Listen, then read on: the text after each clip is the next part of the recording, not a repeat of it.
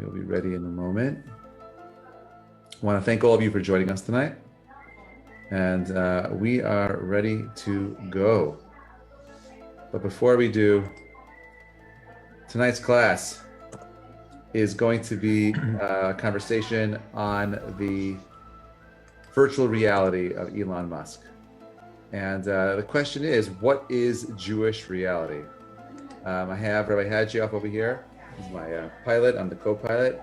And let's kick off this conversation. If you are watching us on Instagram, please join us on Zoom. It's easier for us to interact with you there. The Zoom link is on our profile pages, on the Edmund Safra page as well. Just find us there. You're more than welcome to listen along, and let's begin the conversation. Chacham Hadjioff, where do you want to begin? Hello. I'm just trying to figure out how to share now on the share your timeline. First of all, thank you so much for being together.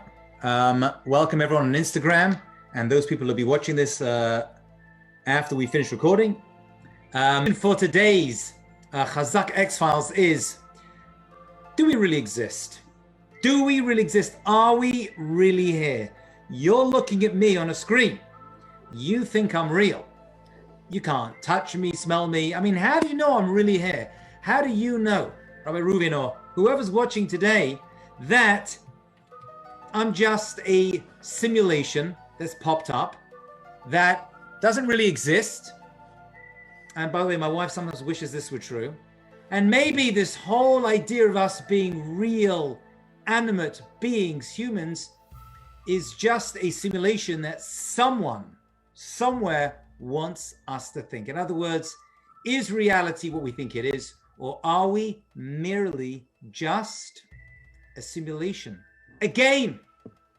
That's really the question which we're going to tackle this evening. And I know we spoke about this already before and in the past. This is probably, of everything we're going to discuss, one of the big ones, most difficult to wrap our heads around, because we're dealing with things that don't have any mamashut, that don't have any reality per se. I mean, we're going to have our ideas and conclusions, but let's begin at the beginning. And that is, please tell us who Elon Musk is. I think at this point, everyone knows who he is. Elon Musk is officially the world's wealthiest man, and he is most likely going to become the world's first trillionaire. Not billionaire, but trillionaire. So in 2017, Elon Musk makes the argument that because we actually have the computing processing power to create virtual reality that is so lifelike, it is a statistical probability that we are actually in a virtual reality. I mean, he said a lot more than that. That's in a nutshell. That's in a nutshell. It's perfect for a nutshell. But just to add the final piece over there, he said the chances of us being base reality, the chance of life as we know it, just existing here and now as we know it, is 1 in many, many billions. He really sides very clearly on the fact that living in base reality, what you see is real as you know it's real, is highly unlikely. Probability, it's just like a blip. And he is a strong believer, and he's spoken about it many times, and there's many interviews, you'll see them after, when you type them into your YouTube account, that we are not real. We are just a simulated game, and someone somewhere for some reason decided to add us as a simulation, having fun with us. Maybe they're doing it for an experiment, but we're just part of one big game. That seems to be what where Elon Musk, and he's such a important and influential individual that many people have listened to him. He didn't create it. It goes back to the 1990s. There was a guy called Nick Bostrom. When he started to see the power, the computing power that exists, he started to understand the possibility. At this point, for a lot of these people, it's the likelihood, but the possibility that maybe people in the future or some other universe somewhere have got such incredible brain power, such amazing computing power, that they've created this thing that we called life.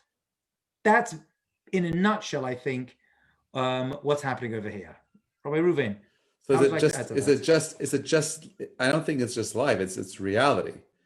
And I think that's the challenge here is that when we think about the world that we perceive, the world that you and I are able to observe with our eyes, we know that we only see a fraction of reality. And that's so much of what the brain is actually doing is not a muscle that enables us to observe the world with more precision, but the brain is really a muscle that helps filter out all of the information that's coming in. And therefore, just from a biological perspective, we know that the brain does not allow us to experience reality in its totality because we'd Oh, be 1,000%. I overwhelmed. We'd mean, be overwhelmed by everything that's coming in. it's just too much, right? It'll be just like constant bombardment of all the atoms and cells. I mean, you're right. What we see is just basically just a cover. We're seeing a very small shell that's covering reality. I mean, this is according to science. And Right. everything that's inside or behind that shell, behind that curtain, we can't see with the naked eye. We may be able to use microscopes to some degree. Sometimes we have to use some kind of nanotechnology, but the real essence of what everything is comprised of in this universe, we are not really, we're not really viewing, understanding. We're trying to measure it in some way, whether it's a light bouncing off it, right? But in the end, everything in this universe, just the universe itself, obviously, which is like so big and so vast, we have theories about what the universe is like. And we have mathematical equations, which I can't do because I didn't do that great in math, unfortunately. But just trying to figure out the edges of the universe, it are massive mathematical equations, but we haven't been there. We haven't seen them, right? These are just, I mean, to some degree, they're theories that we're having. So this observable universe that we think we see and interact with, these thinkers have gone one stage further, which Elon Musk is probably the most famous because he's the most famous guy out there, and saying, well, maybe there is a computer that has been created somewhere that is so powerful. And by the way, in order for this to be true, this powerful computer we're talking about is so big and so vast and has such an incredible computing power that even that's unfathomable. You'd have to buy into that this computer is able to create every thought of every character in this game for millions of years in order for it to exist. And it's going to have to do that. It's going to be some kind of self-perpetuating computer that has created reality as we know it. So what you have to buy into that. What you're really, but the theory also is suggesting that there's a higher life, a higher intelligence that has created all of this to put us inside the simulation. Meaning what they're really saying is, okay, there's a couple of issues with this. Question number one is, if we are in fact in the simulation, who created it and why? Why bother? And B is, for ourselves, what does that mean? Does that mean that the laws of life have changed? Does that mean that the rules of the game are different now because, well, it's a simulation? Does it really matter, is what I'm saying, if it's a simulation or not?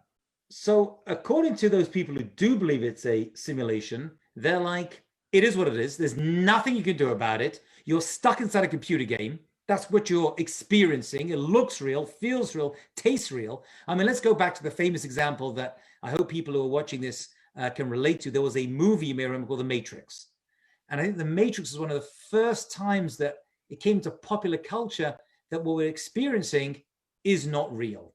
And The Matrix was basically a highly sophisticated, advanced computer program that harnessed humans and human power just by their existence to feed and build and keep this computer going. Is that correct, Rabbi? That's, yeah, for sure. That was a great movie. It was much more than that. It was also the idea of, like, how do we question reality? How do we question our reality? Do we ask the questions? That's what the thing that drew me to that movie was the question that it asked, like, what is the Matrix? And you spent the whole 2/3 of the movie trying to figure out what is it. Exactly. And then when you get there, you're like, oh, I still don't understand what it is. And then it takes a lot of real thinking through to understand, like, what is reality, and then gets you to ask the question, what is real? Because I mean, in the end, we're not really revealing the punchline of the entire series. I haven't even finished the series yet, as I told you before. But the idea is that the world as we know it is just basically a computer program. and it's given a skin, right? It's given a virtual reality, what we call it now. Back then, it wasn't called that, I don't believe. But it was given a virtual reality that made the people inside it be convinced it's real. There's a very famous scene in that movie, which, I mean, everyone remembers, those people have seen it, where there's a guy who knows he is a character Cypher in the Matrix.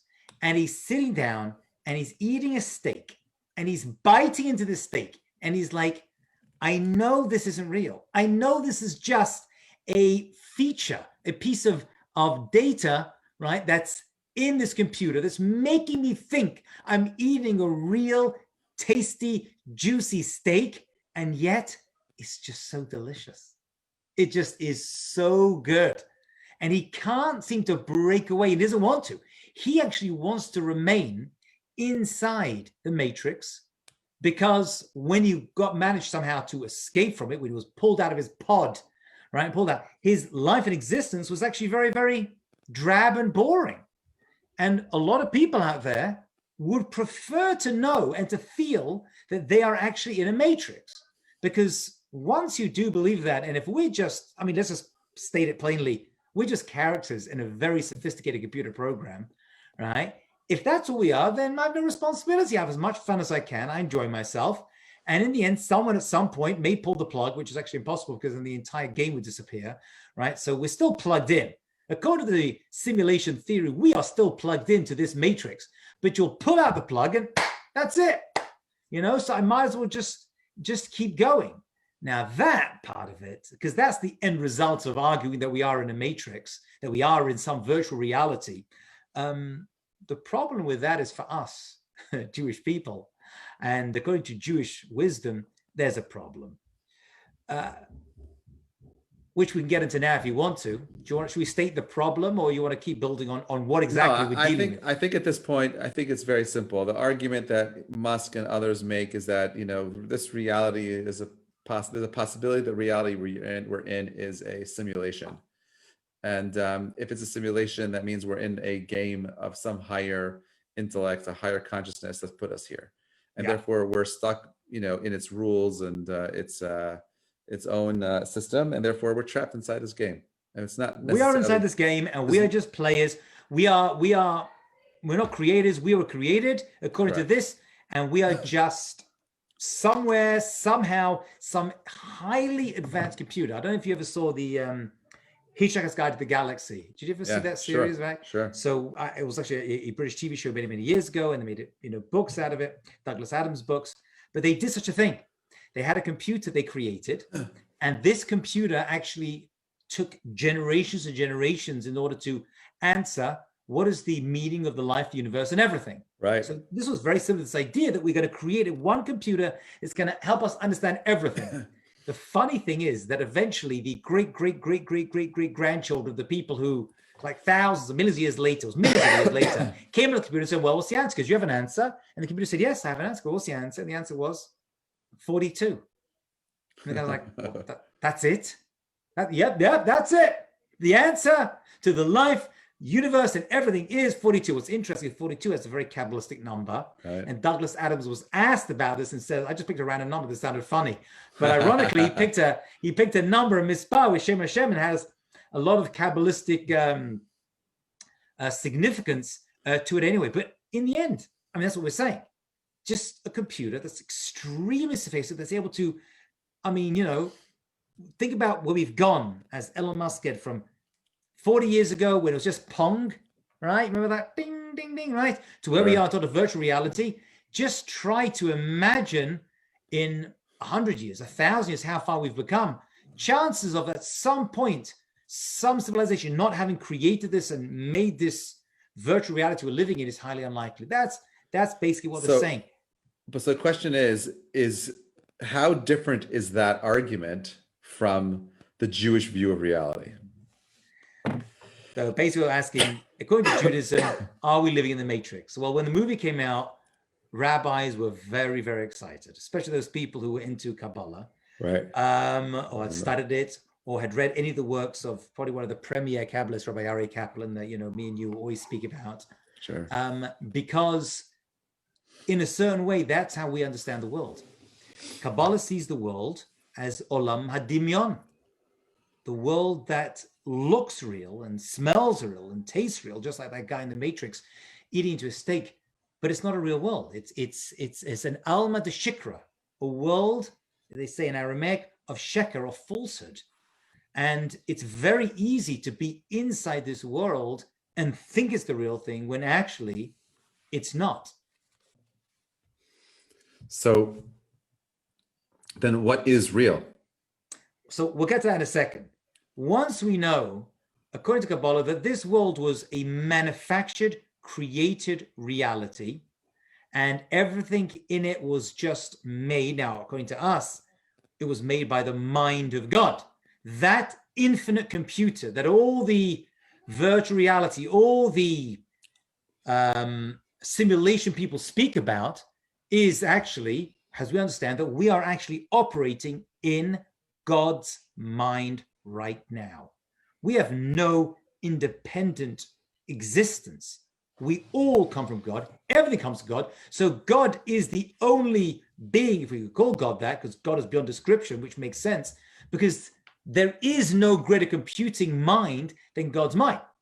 And everything we're seeing, all the millions of trillions and millions of calculations that need to happen in order for life to exist, is purely in God's mind. So according to that, we are in the matrix. If you follow Kabbalah to its endpoint, there is no base reality, because the only reality is God.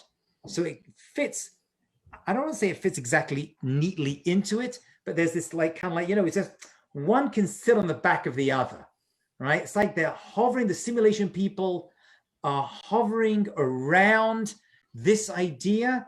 I mean, they'll say that we don't know what started it, but somehow life got going and it's just been going for billions of years. And at some point it got so sophisticated, it just perpetuates itself. That's pretty much how they put it. I mean, you pointed out before the class to me that the Hebrew word for world is olam. And the word olam means? World.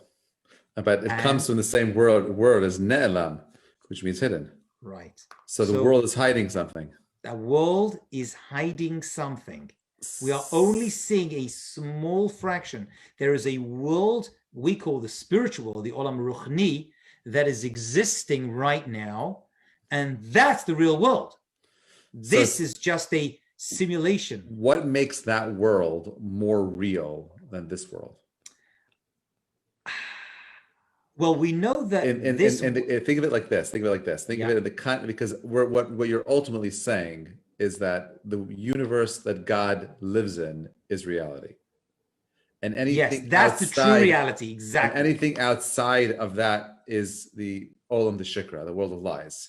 Even though that many Chazal will say that the reason why it's called, the Maharal says this, by the way, he says that olam d'shikra, the reason why it's a world of lies is because everything in the universe, everything that's created, the object itself tells you where it's made. So this pencil, right, it says made in the USA, right? Your watch says probably made in Switzerland, correct, right? And everything else in your house says made in China.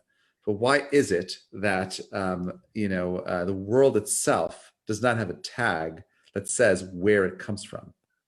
So the Maharal says that that's why it's called the Olam d'Shikra, that if in fact we are in a simulation that is created by a creator, then it should state so. And since it does not, it's deceiving us. It's withholding information from us. But why is it doing that? So the answer to that would be that it wants us, God wants us to go beneath the surface, right? To take this mask that nature covers and to find God and find the spiritual truth. Right? You've got to work at it. It doesn't come free. You have to pierce the curtain. You've got to go behind the curtain to see what's going on. That's really what life is about, to find a consciousness behind everything in this world. I might share with you one beautiful Kabbalistic idea. One second, before you do, we have a question over here. So is virtual reality a matter of defining terms for non-believers?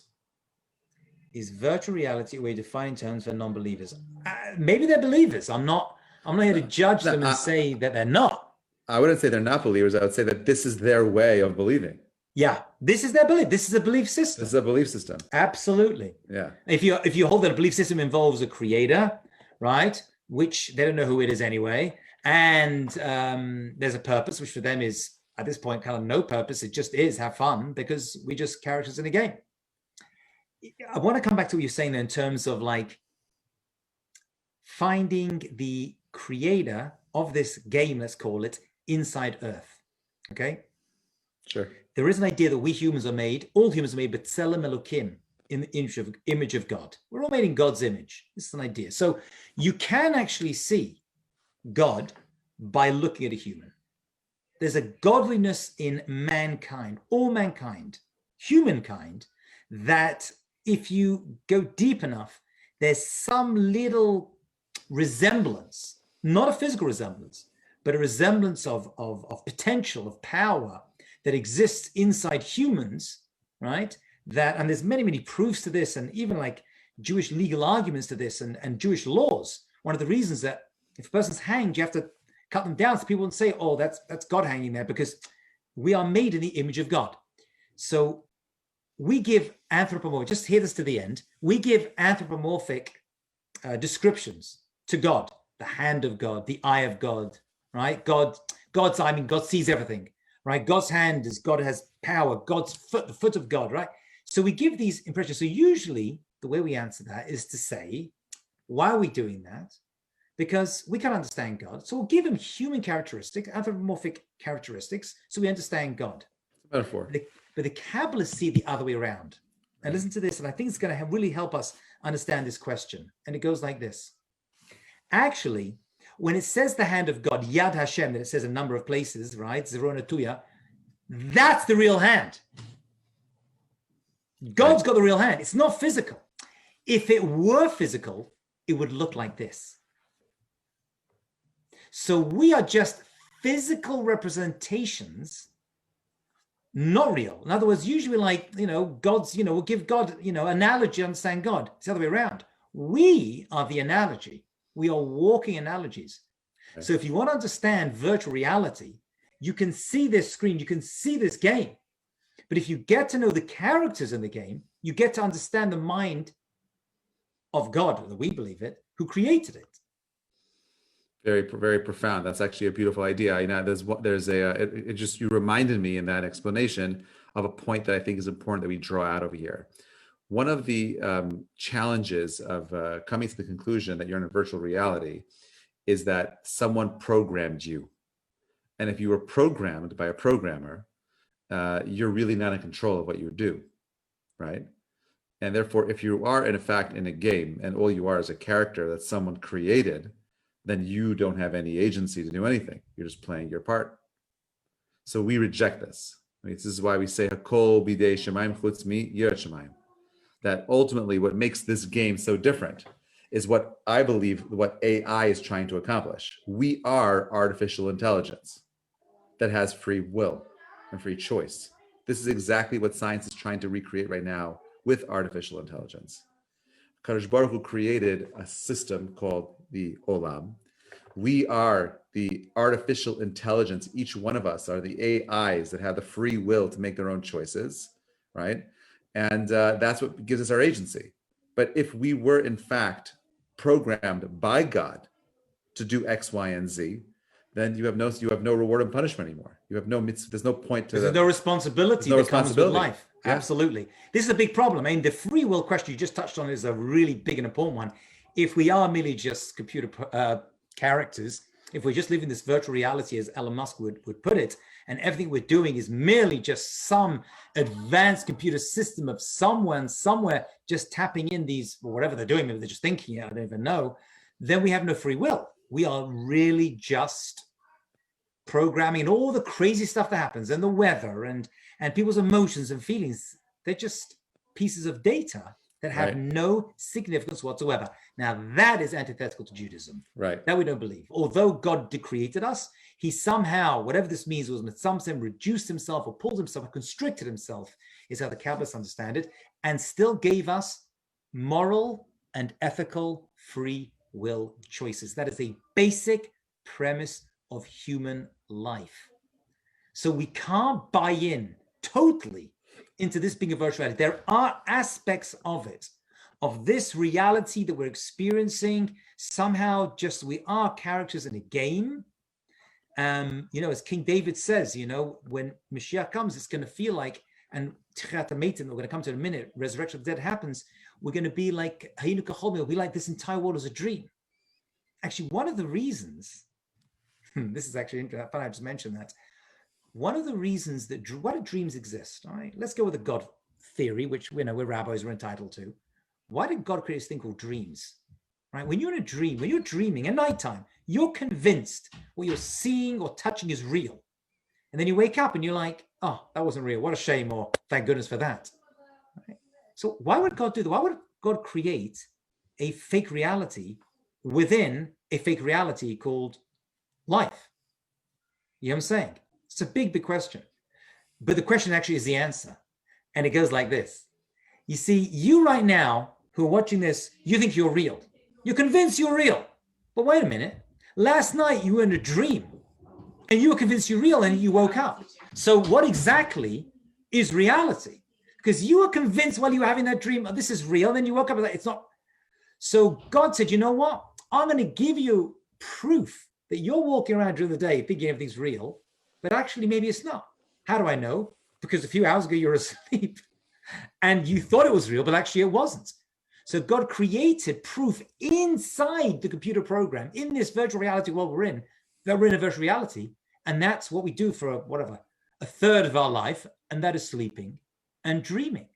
Because there will be a time when we're going to wake up from this world that we're in right now, according to Jewish thought. We're going to wake up and be like, wow, I thought it was real, but actually it wasn't. Because as King David says, Hayinu kachol mim, we were like dreamers. And there's a waking up experience when we leave this world and like, wow, that felt real and smelled real, but actually wasn't real at all. Wow.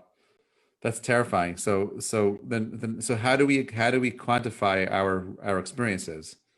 Meaning, if it's not real, then what is real about what we do then? I mean, that's the big question. How do we really define reality? It's like we always could you argue that the most real thing that you do are make those choices that define you, right?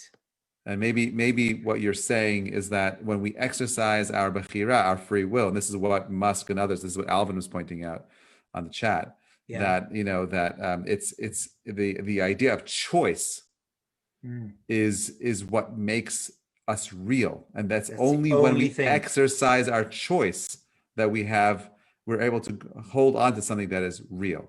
Right. That's in other words, what is the Tzelem Elokim, the image of God?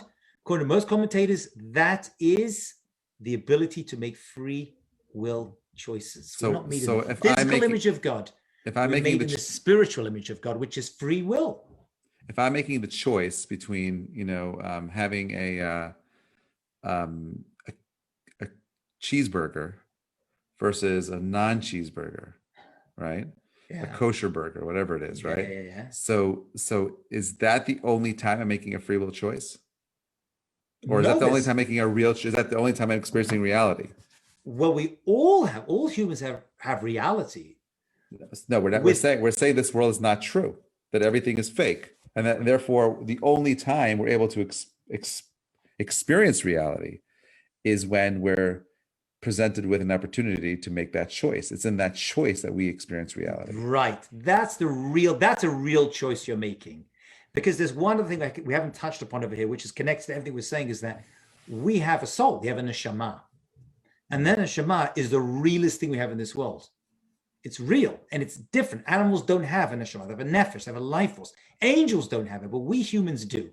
And our decisions and our actions in this world, once again, our free will, that window of moral and ethical decisions is going and does impact our neshama. The fact we can't feel it always and experience it, that's something else, but it's there. So these choices that you described, do I kill Mrs. Cohen to steal her money, or do I insult a person and ruin them emotionally? These are real decisions we make, which have, according to us, everlasting implications, not only in this game where these questions are found in this Helam, this hidden world, but in the future world, when we even leave this world and get to a different place. Wow. I have a question that I think everyone here is thinking about that they really want to ask you, but I'm going to ask for them. Okay. So you wrote a book called The Future, and you have a section called Tchiyat HaMetim. Yeah. If this world is called Olam the Shikra, the world of lies, and it's just a virtual reality, then why bother reanimating those people that have lived and died in a world that's false? Wow. So this is a very, very difficult area. And although I got a book called The Future, I've only got a small chapter on this because we, in truth, and no one can disagree with this, the Gemara tells us that the prophets only saw those things. I mean, it kind of feeds very much into this conversation. The prophets only saw those things that happened in this world about Mashiach coming, the Messiah. That's the beginning of the transition. But Tchiyat HaMetim ayin lara, says the prophet. We have a little bit, some few verses, some metaphors, some analogies in the prophets, Ezekiel and others, but very, very little on that. So ultimately, we don't know. That's the honest truth. When it's going to happen, we don't know. Different opinions, how it's going to happen. But somehow, one thing we do know is that this world of shikra, of falsehood, this false game, this virtual reality is what we're calling it for this purpose of this discussion, it's going to be lifted. We're going to see the reality behind everything. And if that's true, sorry to interrupt you, but if that's true, then free will by definition has to change, which according to the Kabbalists, it will. The whole nature of free will is going to change completely. According to some, we won't even have free will at that point. We'll go from free will to natural will. Just like right now, you have free will to kill someone, Rabbi Reuven, but you're not going to do it. But you still have free will. You made it your natural will not to. So too in the future, every bad decision, which leads us to ra, to bad, is going to disappear. And the Yetzer Hara is going to dissipate completely. And we are going to have a full, clear understanding. So virtual reality concept is it's infinite. We're never going to leave it, never get out of it. And that's the end of it. Right. And death is just, I guess, someone just, killing our character in the game. But we don't see it that way, right? Our end is life. You're going from a dream state, a virtual reality state, into reality, the ultimate reality. We're all going to experience that, where everything will become clear. Just as the prophets, the seas cover the earth, so too will God's existence and God's wisdom cover the earth as well. So it's we are going to get to stand behind the curtain. How would you mesh that in with the midrash that says Yafeh sha'a ba'olam hazeh, that one moment in this world is greater than mikol olam haba, or everything in the world to come. Right. So seemingly the rabbis understand that in one way, and that is that this world is a very important world. It may be a virtual reality of sorts, as we've kind of already said, but decisions made in here have everlasting implications. So we can only do good in this world. We can only do, as we say, the process of us doing the right decisions is mitzvah, and against it is avera. Okay, and that word mitzvah comes from tzavta, which is to connect, bind us to God and to our real soul consciousness. But you can only do that in this world, because once the screen is lifted, then you can't be rewarded for your good deeds. So this world is seen as a false world, but it's a great world. We love it. We enjoy it. We want to stay as long as possible. We could break nearly all the mitzvot to increase life by one moment, right? So we are able to push off everything just to have a moment of life in this world, life every second of life, even if a person's in a coma, right? Some people that are in a coma, they're never going to get reanimated again, so just pull the plug. But we say that's terrible, because just living in this world as a fetus or in a coma, you're still alive in this world. You're still part of the matrix. And the matrix is where you gain points. That's where you can actually gain eternal life by making the right decision, because this is the only world where you don't see the spiritual. It's hidden. What's so profound is that when you use the matrix as the analogy, if you knew that you were in a matrix, you'd want to get out of the matrix. Yeah. Right? But what you're saying, and what Jews are saying, is the opposite. You're saying you want to get into the matrix. Right. Because the matrix is where you get to gather the coins. Right? The gold coins are in the game. Right. Once you're outside the game, you can't get The the gold coins magic anymore. mushrooms. Have you been taking those mushrooms again? No mushrooms. Just Super Mario Brother references. Yeah. So that's interesting. Meaning, like, we say that you want to play the game, Yeah. that everyone wants to get out of the game, like the simulation. Weird. I mean, it's true. It's funny. We look at the future world, right? The post-messianic, the post-virtual reality world is how we're describing it for the purposes of our talk, yeah? Where the reality, we're going to see the true essence at that point of Tchet HaMetim. We're going to see it. We're going to be able to experience, right, the spiritual world, experience God in a way that we've never been able to do. We can't even fathom that now. It's like trying to think of a new color. We can't even, our minds can't wrap our heads around the idea of having like no free will. It doesn't, everything we do speaks to this. And yet that will occur. Yeah. And while we're in this matrix, things we want to be as long as possible. And yet we know that this isn't the greatest world. The spiritual world is where we can really receive the glory, as we understand, of God's existence. But in that same place of we call Olam HaEmet, the world of truth. Yeah. Right.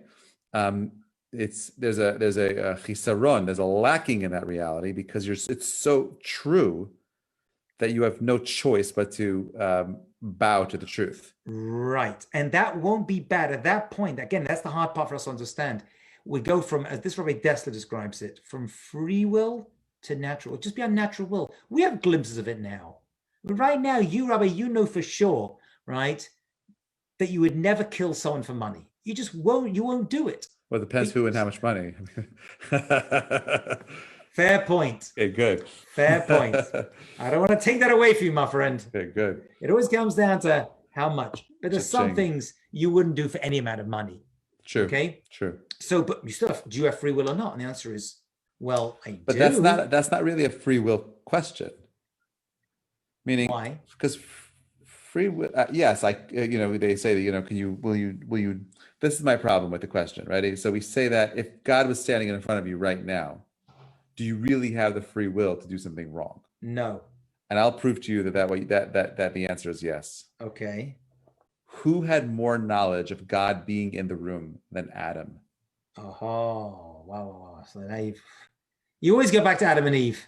You got to go back. You got to go back to Adam and Eve. You got to go back to Adam and Eve. Okay. And if Adam knew that God was in the room, yeah. then the question is, why did he choose, or why did he eat from the blue pill and not the green pill? Right. Why did he take the pill that's a very good question. The rabbis really struggle with that question.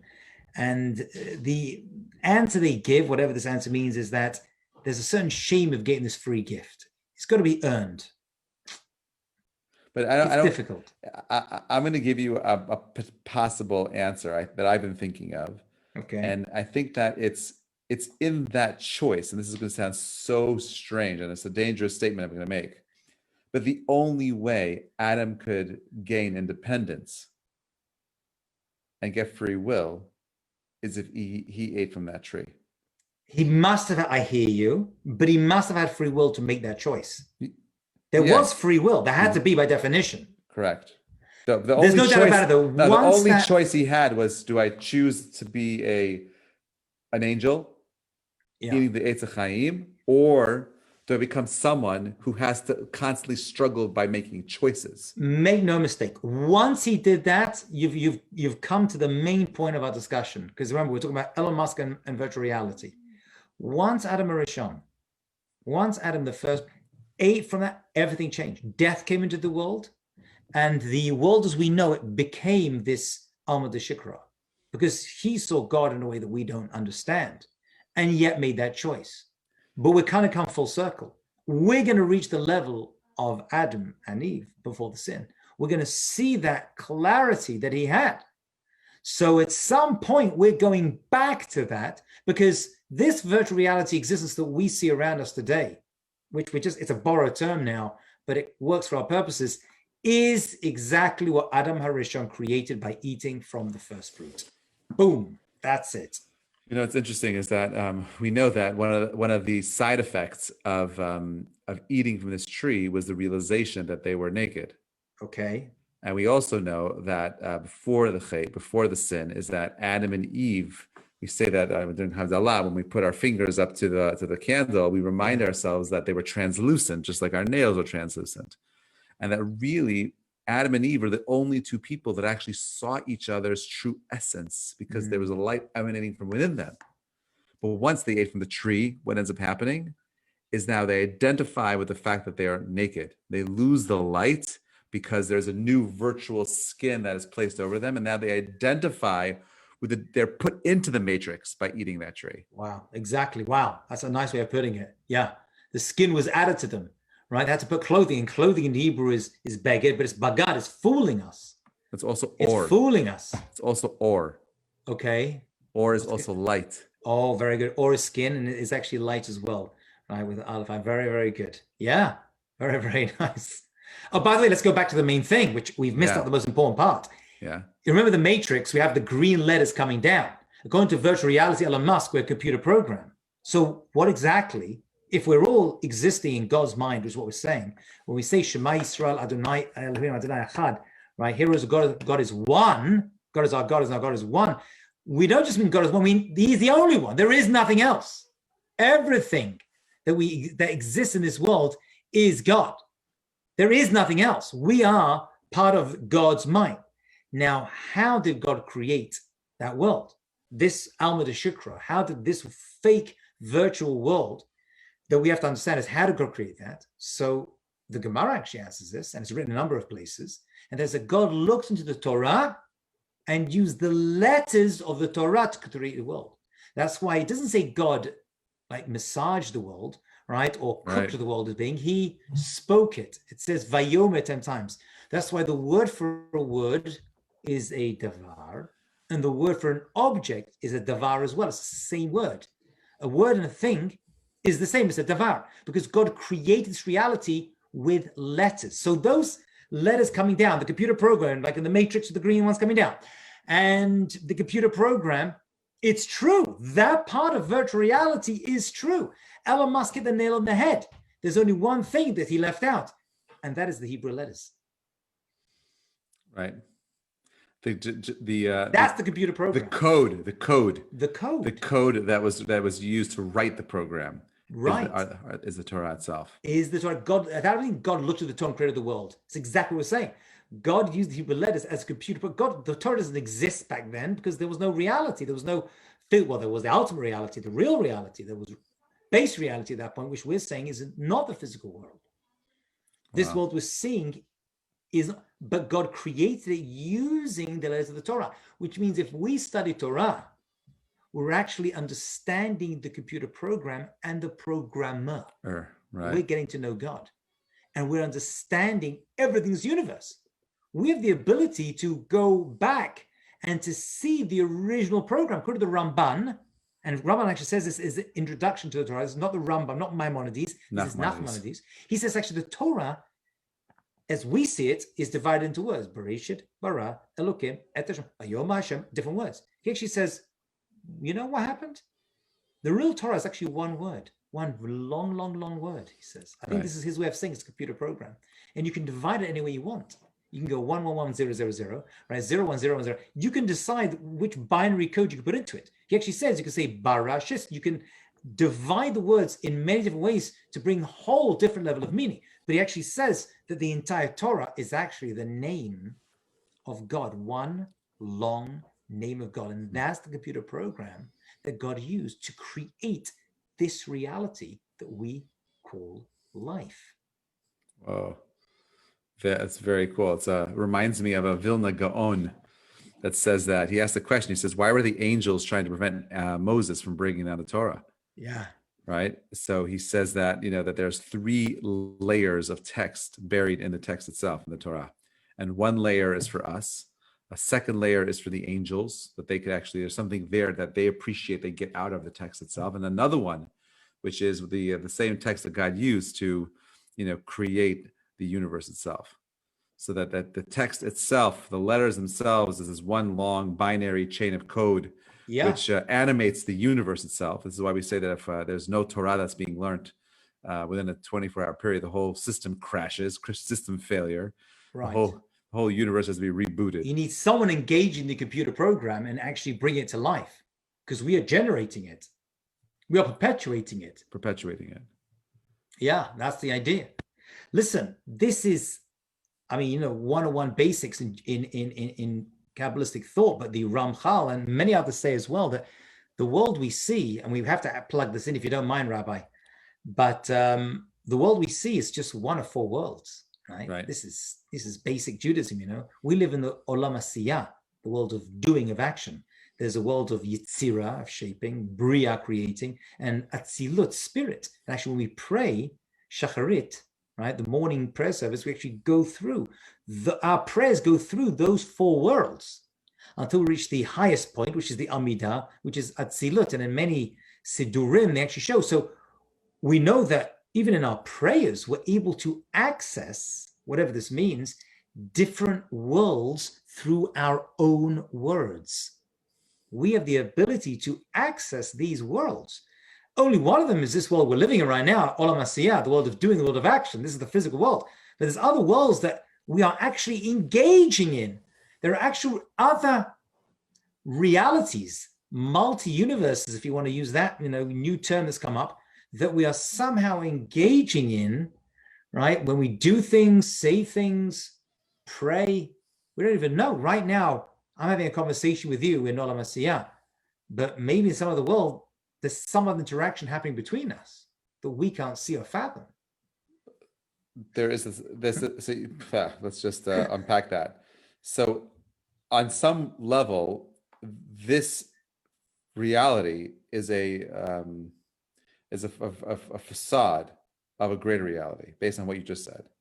That really, the real me is in a place called Olam Neshamot or Olam Atzilut, you know, and this is the world Olam HaAsiyah. There's four layers, four branches to this reality, and that even though this may be me right here, but the truest essence and sense of me is up here.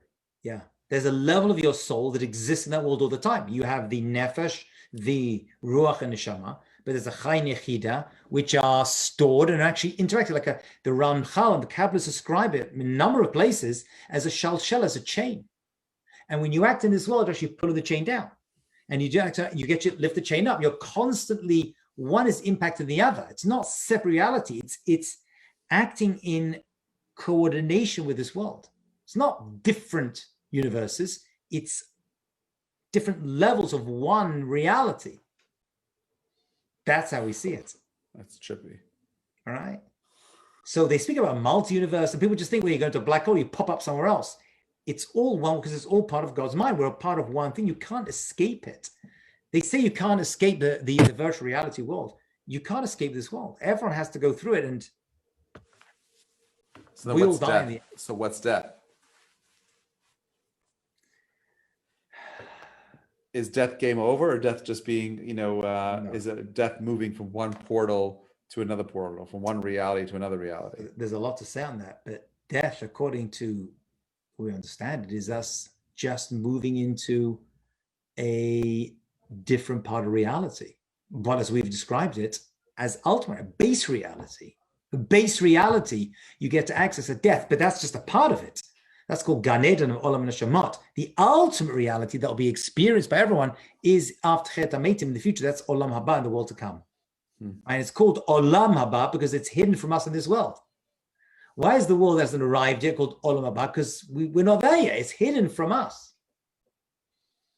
Very profound. But it's connected. What we do in this world affects that world. It even affects the speed at which we're able to reveal it. Right? We're here to reveal divine consciousness, to find the programmer who's put this whole reality into play. That's what we're doing in this world. That's it in a nutshell. And it's going to take a maximum of 6,000 years, and then 1,000 years of this higher level of living. But after that, so the Ramchal, and I have this piece on my computer where he says there'll be an 8,000th, and he says no one can even begin to fathom that. We have no idea. We have no way of being able to fathom the future world that is the 8,000th. No one can figure that out, he says. So he does say that. The reality that's beyond human comprehension. We cannot understand that right now. It's like when you try to think of infinity, it hurts your brain. You know, you try to think of the world just going on and on and never, it's just the soul, you know, being endless, and it's just too much. It's just too much. Wow. So he actually says that the 8,000 years, and we have no clue. We have prophecies of the Messianic era, a little bit on Tirat HaMeita, but after that, there's going to be a whole new form of existence, he says. The Ramchal Moshe Lutzato, he writes that, and that's where we're going, and that's the ultimate revelation that we're getting to.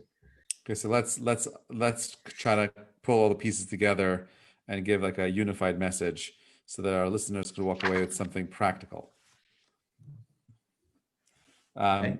You know, so what we're saying is that ultimately there is a virtual reality called the Olam Hazeh. Yeah. And the world itself is ne'elam, it's hiding a truth, which is why the world's called Olam the Shikra. And that the world that we live in is an expression of the infinite mind of God. We are fine. And what makes us unique is that we have something called Bechira, free will. And what makes this space that we're in, this Olam that we live, so unique is the fact that it's the only expression of existence where we have the ability of exercising that free will and therefore building and creating our own unique identity. Yeah. That this world is the only reality where you can make the choices independently and become your own self. Yeah. Very nicely put. Very nicely put. That's the world we're living in. And the beauty of it is that ultimately is that when we live our lives on a day-to-day basis, it doesn't matter if it's in a virtual reality or not, because ultimately what we're really saying, what Judaism is saying, is that the world that God has created for us is a world that gives us the agency to become independent. Yeah. He gave us that godly power. We have inside us the Tselem Elokim. We're made in the image of God. We have the ability. So even though we're living in this virtual reality world that it looks real, smells real, listen, according to physics, it's not real either. It's only atoms that are moving around. If you take every atom in this entire universe and stick it together, it becomes the shape of a golf ball. We've heard that many, many times from the scientists. It's true. It's an Alma de Shikra. And yet we feel it's real. I touch the table. I eat the steak. I know it's real. But what is reality? And the answer is, for us, it is real. It is sufficient. And our actions do matter. According to the virtual reality simulation concept, it doesn't matter. We're in a game and do whatever you want. Actually, what you think you're doing, you're not doing. You have no free will. We're saying the exact opposite. It may be a virtual reality world, but every thought and every action that we have, every action mostly that we take in this world has cosmic repercussions. That's a much bigger concept than we're just in a simulation. I mean, that's big. Wow. Okay, I think we've exhausted this topic for tonight, and it's not exhausted. There's so much more we can say and do about and move on and have a conversation about this topic. However, it is late, and we want to. We already feel that an hour is way too long to have these conversations. There was a question that was written in here by Alvin, who says one answer that God actually wanted Eve and therefore Adam to eat from the tree based on the deep investigation of the text. I personally have a hard time. God knows everything. God knew they were going to eat from the well, it wasn't an apple, right? God knew they were going to eat from the fruit of the tree, right? Obviously, because God is beyond time, right? He's Hayah, Hoveh, past, present, and future. Yet He allowed them to. He allowed them to express their free will in order to eat from that tree and make that change, which created this world that we're seeing right now, this virtual reality world. Awesome. All right, everyone. Thank you so much for joining us tonight. We appreciate it. All of you on Instagram that are watching and waving, thank you so much. Next week, please join us again, same place, same time, at 9 o'clock. We are going to be deconstructing one of the greatest conspiracy theories of the Rothschild family. Yeah. And we'll talk a little bit about, anti-Semitism and the idea that Jews control the banks and so on and so forth. We'll use the Rothschilds as the platform to have that conversation. Thanks for joining us, everyone. Thanks for joining. Being part of this. Laila to everyone. Please see you next week, everybody. Kol Tuv.